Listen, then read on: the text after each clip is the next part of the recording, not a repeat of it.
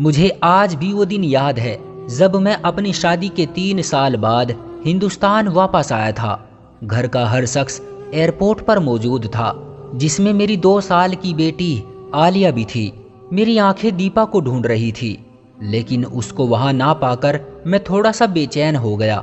घर वालों से मिलकर आलिया को गोद में लिया तो वो जोर जोर से रोने लगी। राजीव, लाओ इसे मुझे दे दो, दीदी की आवाज आई। तो फौरन ही मैंने दीपा का पूछ लिया, दीदी, दीपा क्यों नहीं आई मुझे लेने, और फिर इतनी छोटी सी बच्ची को भी भेज दिया। राजीव, तुम परेशान मत हो, वो घर पर तुम्हारे लिए खाना बना रही है। वो कौन सा रोज रोज काम करती है, आज सब लोग तुम्हें मिलने आए हैं तो इसलिए खाना बना रही है। मैं दीदी की बात सुनकर खामोश हो गया।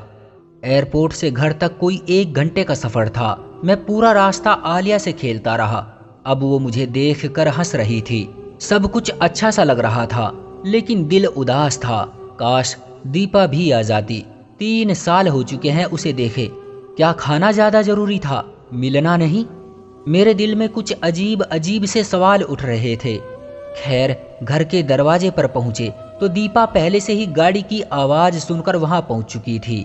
दूर से देखा तो दिल चाहा जाकर मिल लूं, लेकिन नहीं, बस दूर से ही मुस्कुरा दिया और वो हल्की सी मुस्कुराहट के बाद पानी लेने चली गई। पूरा दिन मेहमानों का आना जाना चलता रहा। घर वाले बहुत खुश थे। मेरे दोस्त भी मिलने आ रहे थे। दीपा किचन से निकल ही नहीं पा रही थी। कभी किसी को चाय पेश करती और कभी किसी को खाना देती। मानो यूं लग रहा था जैसे मेरी दीपा तो कहीं खो सी गई है। शाम हुई तो मेहमानों का रस कुछ कम हुआ। सब खाना खाने में बिजी थे। सोचा दीपा की कुछ मदद करूं। सुबह से बस काम में ही लगी है। अभी उठा ही था कि मम्मी ने बुला लिया, राजीव, मेरे पास आकर बैठ जाओ। जी मम्मी, दीपा से कुछ बात करनी है, आ रहा हूँ। उसे छोड़ो, काम खत्म करके खुद ही आ जाएगी। वैसे भी कौन सा काम करती है, आज ही तो करने लगी है, उसे करने दो। मैं हैरान था क्योंकि दीपा के बारे में मैं ये दूसरी बार सुन रहा था। दीपा के खिलाफ कहीं ना कहीं आग मेरे दिल में लग चुकी थी। सुबह जब दीदी ने दीपा को काम ना करने का सुनाया और साथ में मम्मी भी दीपा को डांटने लगी तो मैं भी चुप करके बैठ गया और सोचने लगा कि शायद मम्मी ठीक कह रही होगी। आखिर वो मेरी माँ है, गलत कैसे कह सकती है। रात को जब सब सोने चले गए तो दीपा से कुछ बात करने का मौका मिला। दीपा, इतनी चुप क्यों रहती हो? तुम तो बहुत बोला करती थी, याद है ना? पूरा दिन हम ऑफिस में बस तुम्हें चुप कराया करते थे। कभी वो उससे लड़ाई तो कभी मैडम सुनीता से। दरअसल दीपा और मैं एक ही ऑफिस में नौकरी करते थे। दीपा मुझे पहले दिन से ही पसंद आ गई थी।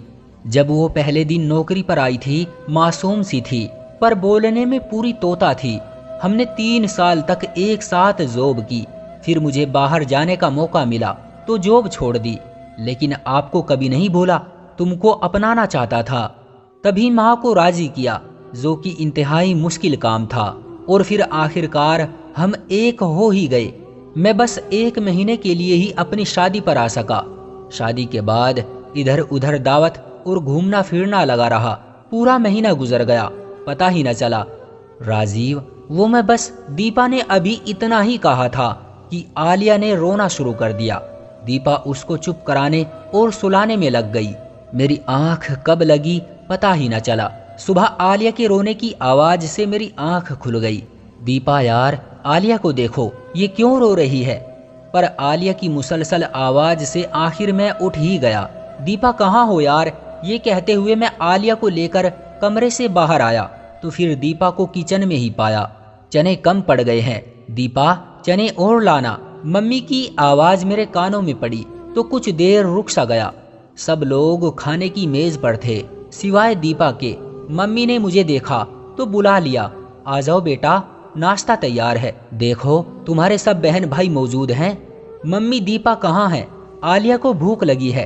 तभी दीदी बोली, आलिया को मुझे दे दो, तुम फ्रेश हो जाओ, इसे मैं देखती हूँ। आज फिर दीपा किचन में अकेली और पूरा खानदान, जिसमें कम से कम 20 लोग तो होंगे, खाने में बिजी थे।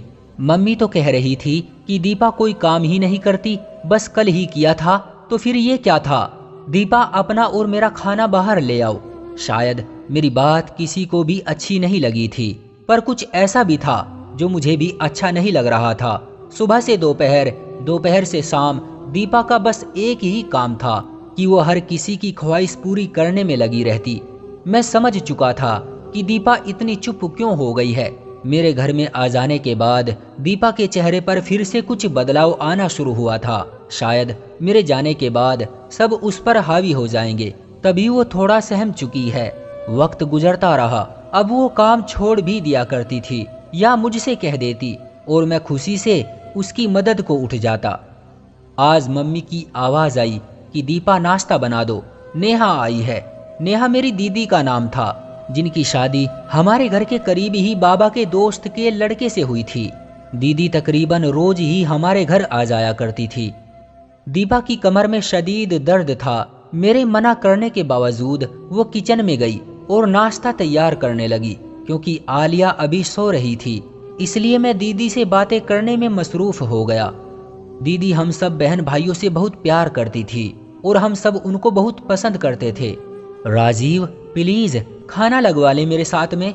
हाँ ठीक है। मैं सर हिलाकर उठ खड़ा हुआ और दीपा की मदद करने लगा। ये बात किसी को भी अच्छी नहीं लगी।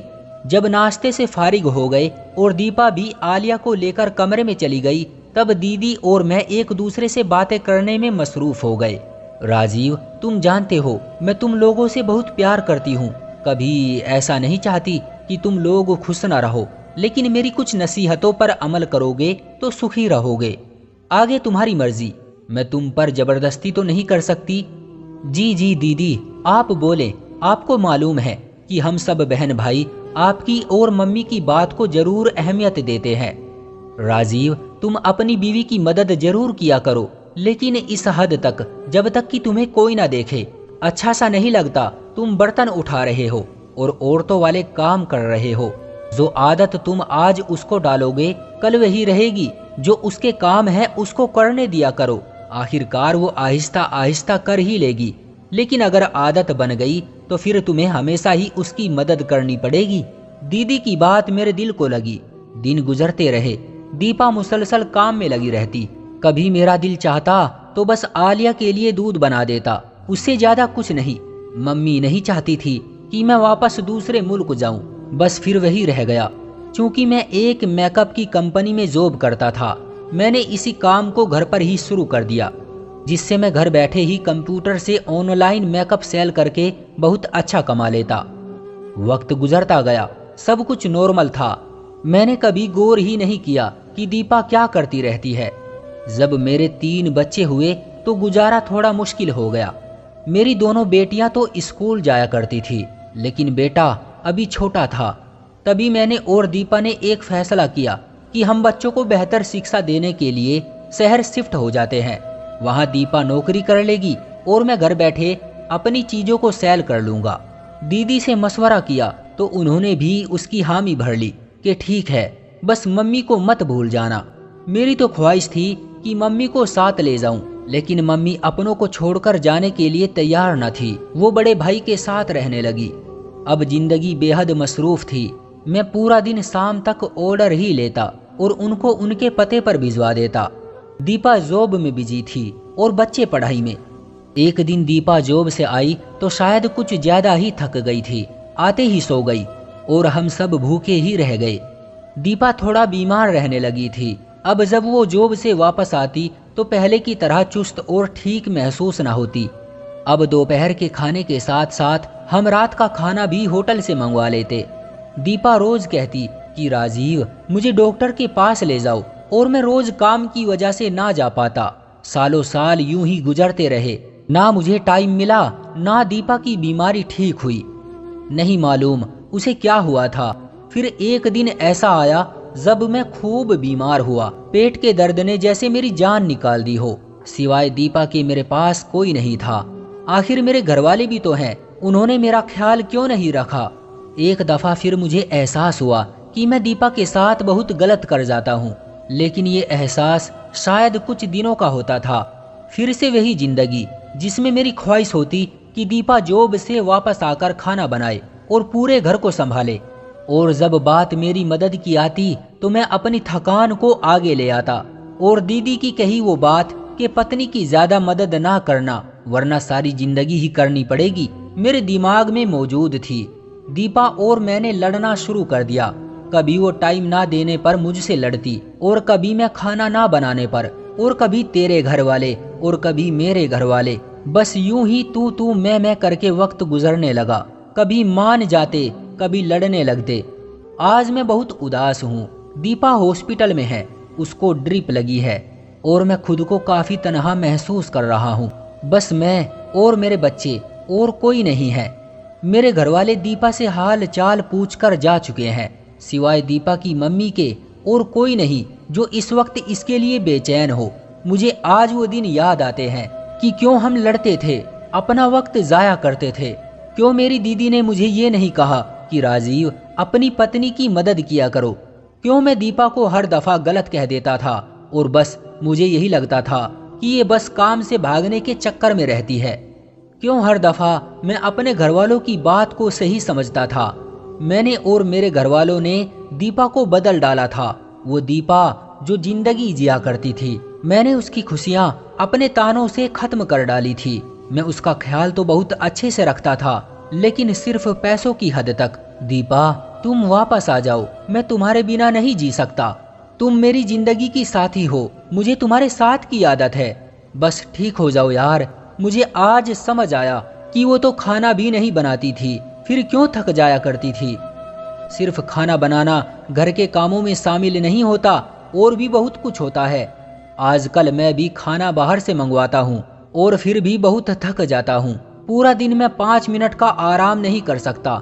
दीपा, तुम सच कहती थी कि राजीव, दुनिया की नजरों में सिर्फ मर्द ही क्यों थकते हैं। आखिर औरत क्यों नहीं थक सकती?